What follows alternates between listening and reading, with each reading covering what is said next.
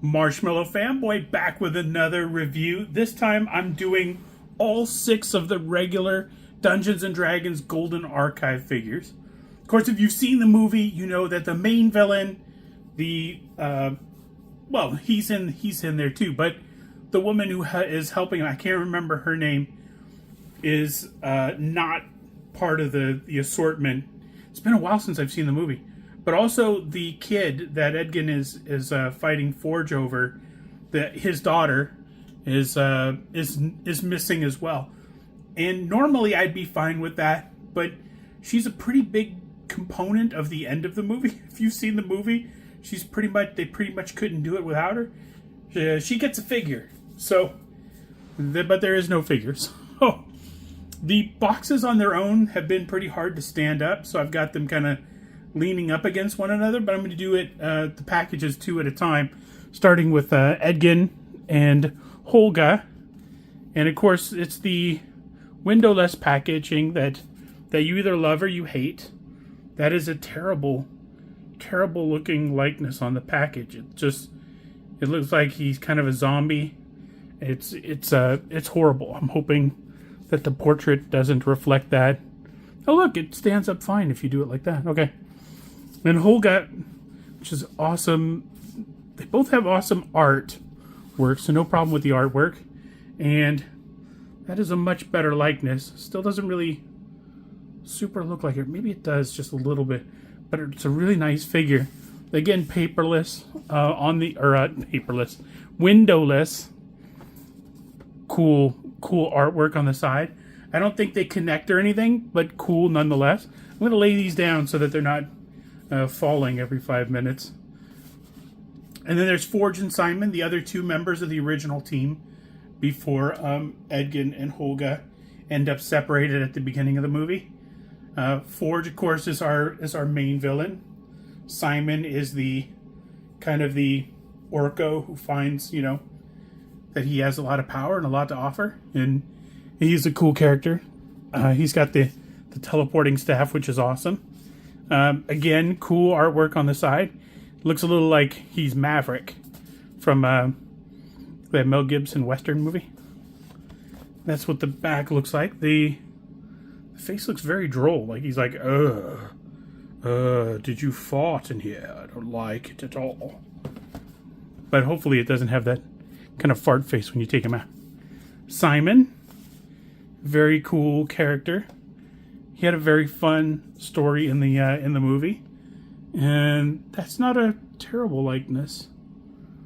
Yeah, I'm okay with that. Hopefully it's the same way inside. And then Doric and Zank, who are our 2 add-ons. Zank in there for a little while, Doric in there almost from the beginning. She's recruited, Zank helps for a little while, but both really amazing characters. Very cool. I'm going to get the owlbear eventually when it goes down in price. I think the one thing that these all have in common is that I got them all on sale. So I didn't pay $25 for any of them, which is nice. The gelatinous cube, which I'll open at a later time, I got from Target for like $18 or something. It was cheap. But I've spent a lot of time sort of patiently waiting for things to go on sale a little bit at a time. But this Doric, and then the side art, is very cool. And then this back here, it has shows that there's some action on her gauntlet. I'm not sure, I don't remember in the movie if her gauntlet did something. Or if it was just like, oh, this is sort of like a little bit of fray, but you have to pry it up a little bit for it to be prominent. But that is not a bad likeness. That's a good likeness. And then Zank are probably, the super handsome person who makes everybody else feel a little threatened. He's also sort of a person who says this will happen and then it kind of happens. So he's a little bit of a prognosticator. Is that right?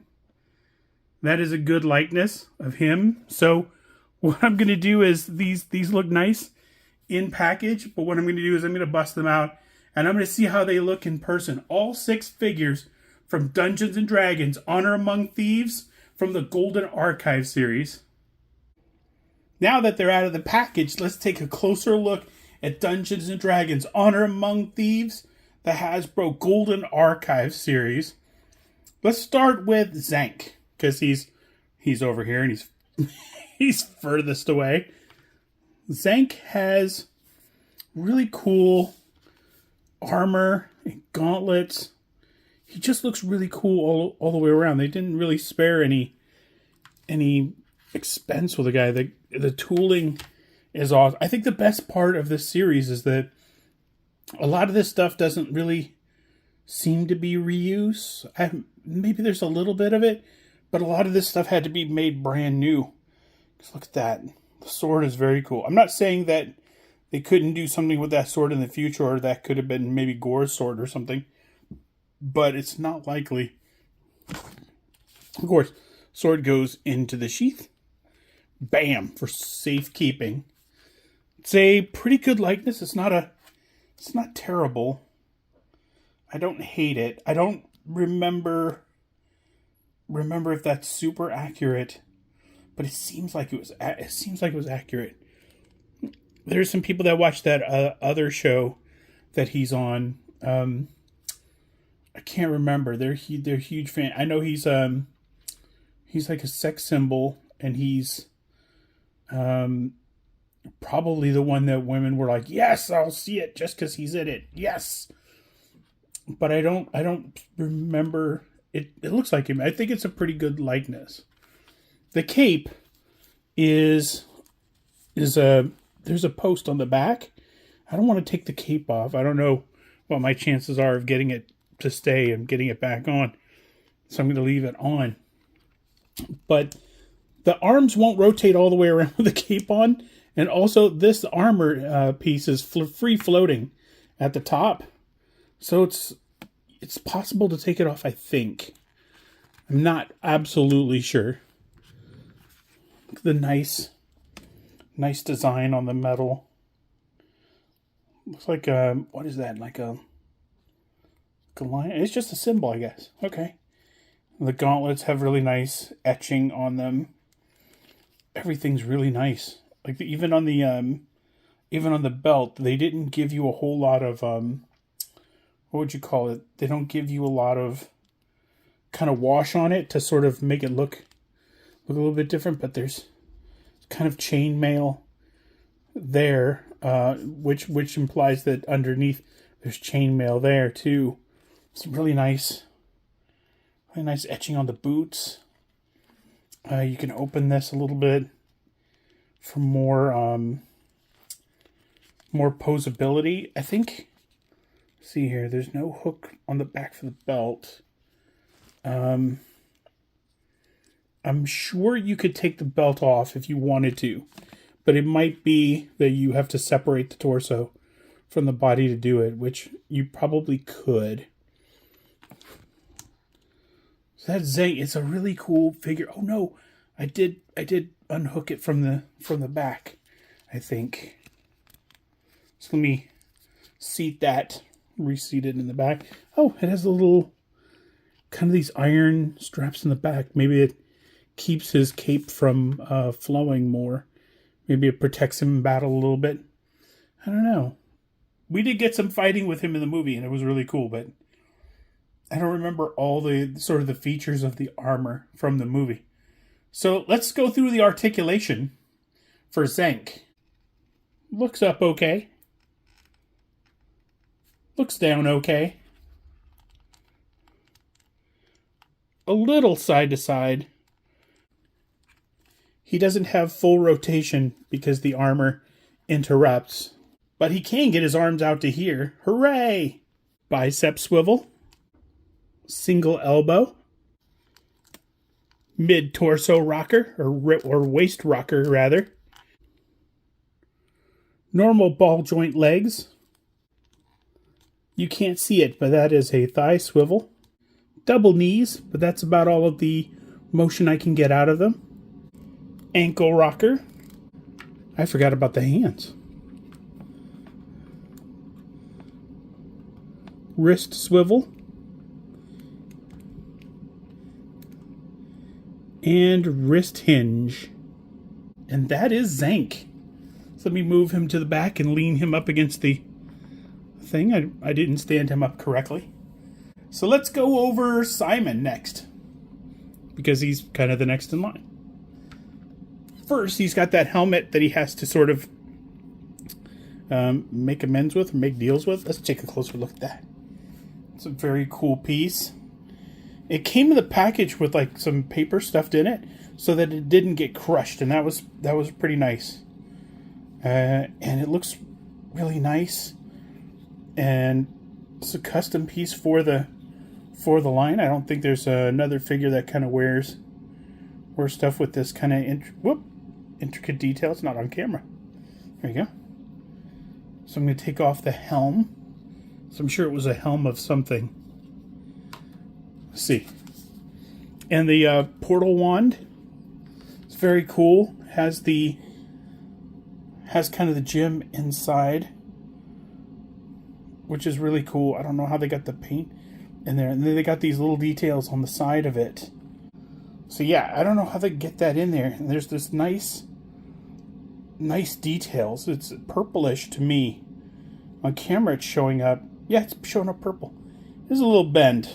They do have a little kind of a cane tip there. But it is nice.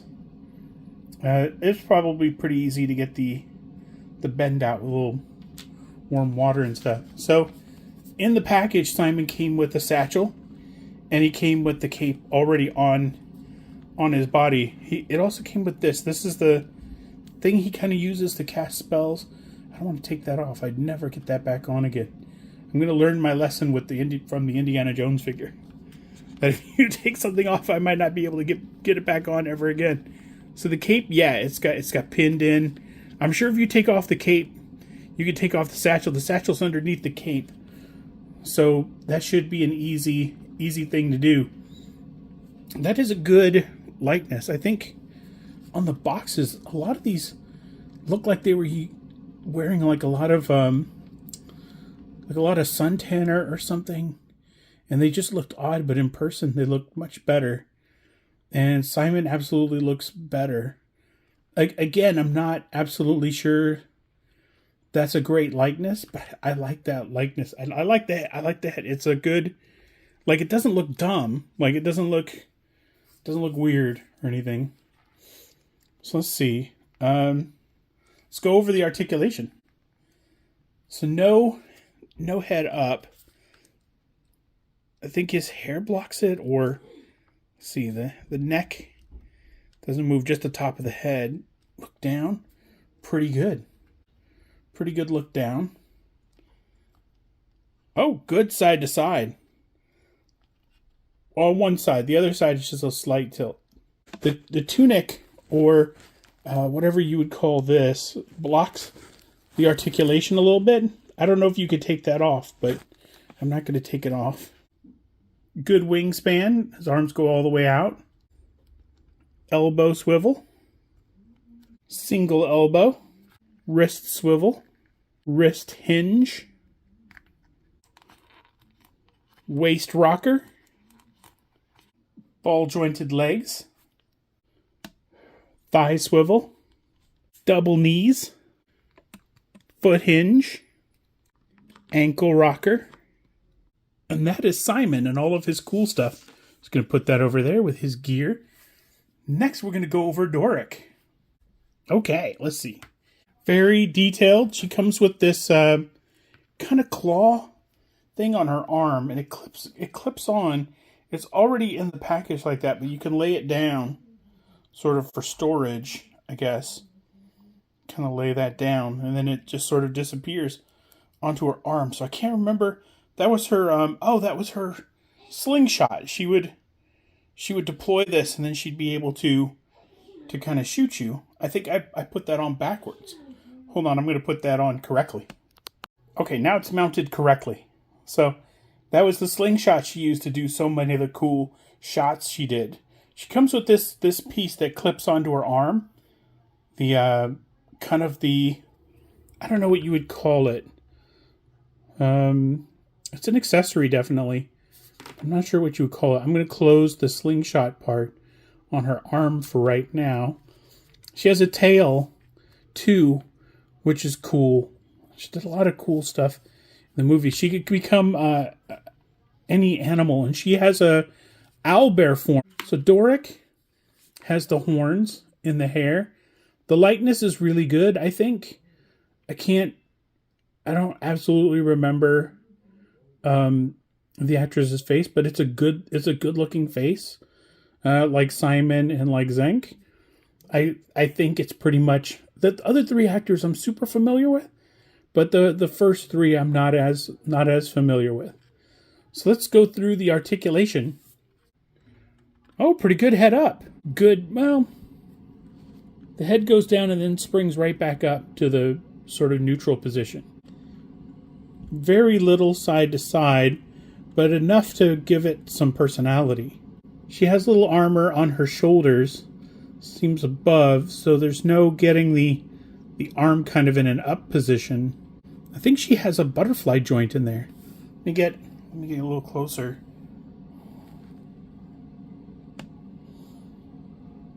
I think that's a butterfly joint in there. One arm gets way back, and the other one I'm having trouble getting back that far. But that's still a really good wingspan. Elbow swivel. Hand swivel. Hand hinge. Or wrist hinge, rather. Mid-torso rocker. I think she's rocking right here. And not all the way on the waist. See if I can twist it. It seems like, yeah, I can absolutely twist it a little bit. So I think that's independent. Yeah, that's independent from the rocker. Ball joint legs, thigh swivel, double knees, foot hinge, ankle rocker. And that is Doric. A lot of fun, very detailed. And now for Holga. Arguably the second lead in the movie, probably the star of it. She did all of the action, all of the cool stuff. So she has this axe, and the axe separates right here at the top. I'm not going to separate it, but it's really intricate. It's really nice design. The axe is designed to be deployed either sort of short like that, or with this added piece. And of course there's a ball joint at the top that attaches into the top of the axe, so that this can be like fully deployed. Let's see here. There's a little piece where she can hold it in her back, and it's a little piece that goes right onto her staff, so she can carry the axe on her back. It's not meant, the way I had it, it's not meant to be kind of a separate piece. It's meant for just the axe. So you don't have her holding the axe and then having this in her back like I did. It's kind of a one or the other. But you can decide how to display your figures. I'm not going to. It's weird that I'm telling you what to do with your stuff. I didn't buy it. You bought it. Okay.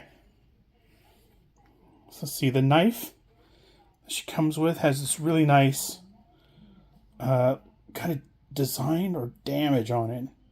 Can't decide what that is, but it's really nice gold hilt. But the chaps, I'm going to call them chaps. I don't know what they are. The chaps look like there's no kind of break to get those off if you wanted to. There might be a little clasp underneath somewhere, or you might just have to take her apart at the torso to get that off. I don't know why you would. Doesn't really seem like it would be a bad thing to keep that on her. Let's get a closer look at her tattoos. It's very cool. And that is very cool. Yeah, it's passable, but it's not. It just doesn't look like Michelle Rodriguez. And that's too bad. They could have spent a little more time on the portrait, maybe. but I'm sure there's somebody out there right now making cool 3D heads to replace this with. There's a cool sculpting in the middle of her breastplate there. Very cool. Got little kind of teeth down here, or just frayed edges. Maybe they're not teeth at all. But she's got the kind of the braids down here, and the same sort of fur motif on her gauntlets. It's very cool. This figure is very cool. So let's go through the articulation. Head up, no, because the hair kind of blocks. Look down, yes, pretty good. The hair on the side sort of makes it bounce back up. You could probably put the hair behind her shoulders. Let's see, side to side. Just a tiny bit. Arms would go all the way around if it wasn't for the sort of the shoulder pads, which float on top. Good wingspan. Elbow swivel. Wrist swivel. There's a wrist hinge, but because of the excess around the wrists, it doesn't really bend that much. So it kind of could, but it just won't. That is a waist rocker. Ball jointed legs, thigh swivel, double knee,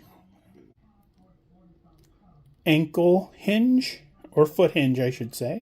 Ankle rocker. And almost last, not last, but last of our heroes is Edgin, played by Chris Pine. First, let's this is the kind of the ancient doodad that he tries to get at the beginning and then he ends up getting at the very end.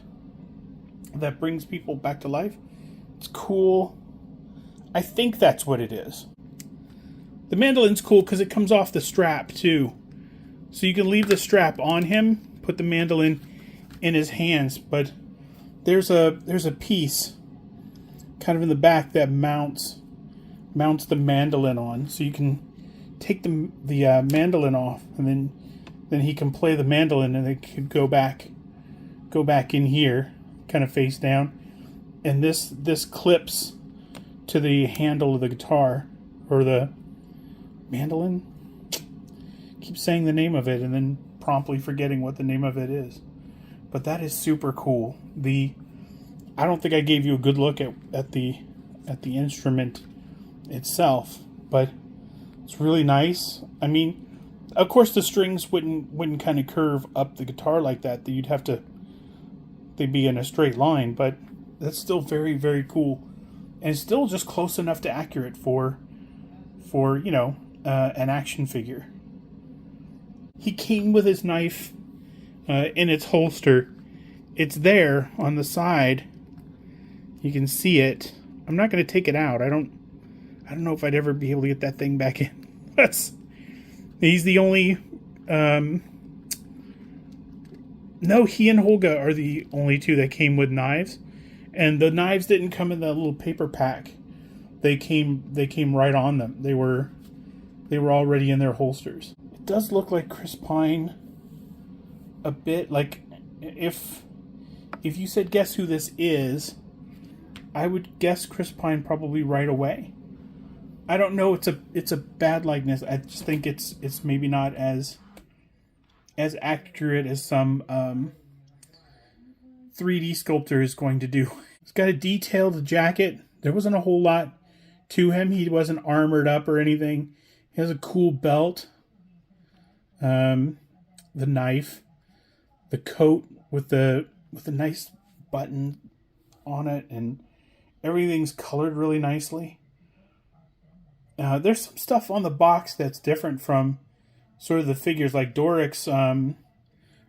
The pads on the package are brown, and in person they're green. So I do appreciate some of the paint apps that have gone into it, and that it could have been that it was just molded all green and all one color, and I'm glad that wasn't the case. The boots are two-tone too. The boots are really nice. It's a really nice touch.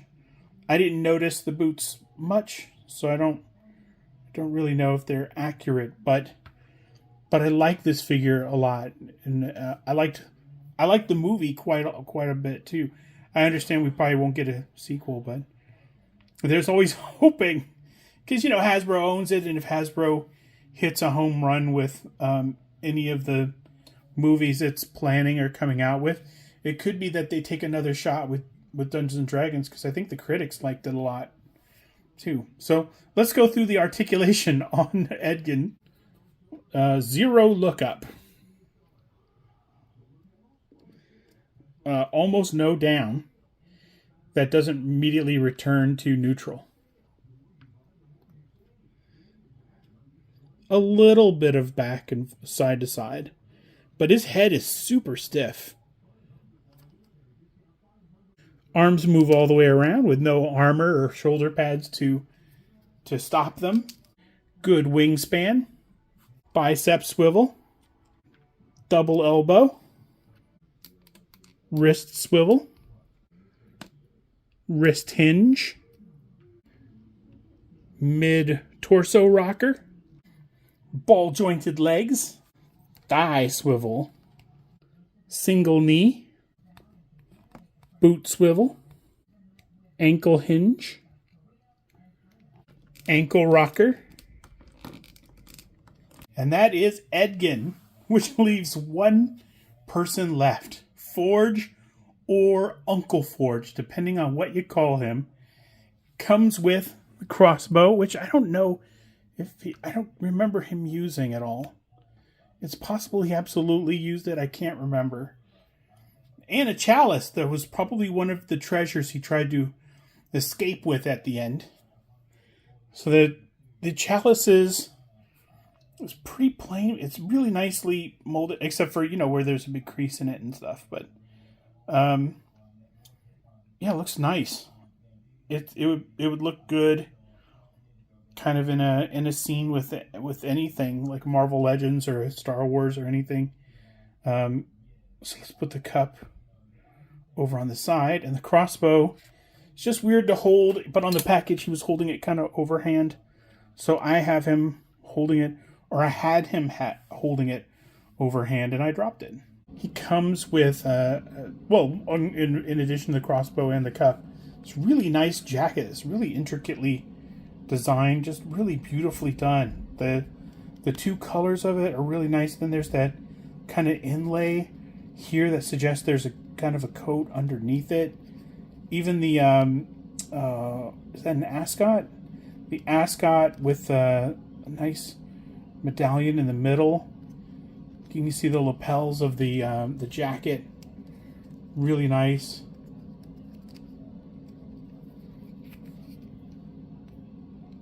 Yeah, it's just really nice. All one piece. And it's not meant to come off, but I can see underneath there's a bit of red, kind of red shirt underneath. So the red shirt comes over here, and then if he had an extra pair of arms with a red shirt, you could probably take the coat off and display him just with either long sleeves or short sleeves.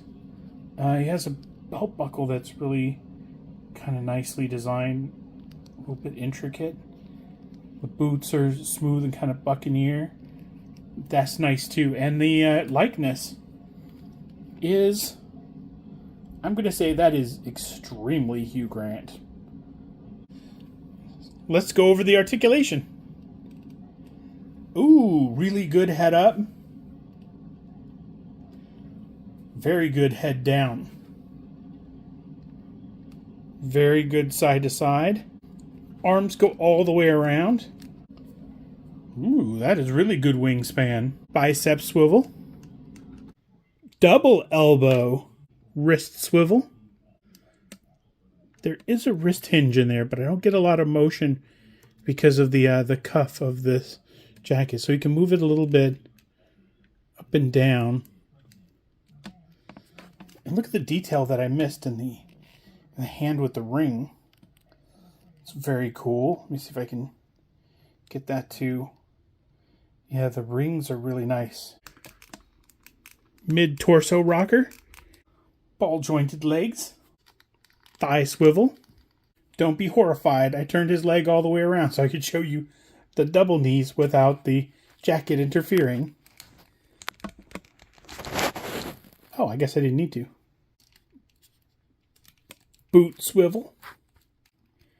Ankle hinge. And ankle rocker. And that's it for the 6 basic figures from the Golden Archive collection. Dungeons & Dragons Honor Among Thieves. Hopefully, it's not the last characters we'll get. Hopefully, we'll get just a few more to round it out. And hopefully, we'll get another movie. I'm not really sure if that's in the making yet or not. But I had a super good time seeing the movie. And I had a good time getting these guys kind of one at a time on sale. Because I'm a cheapo. But I hope you enjoyed too. So until next time, enjoy your toys.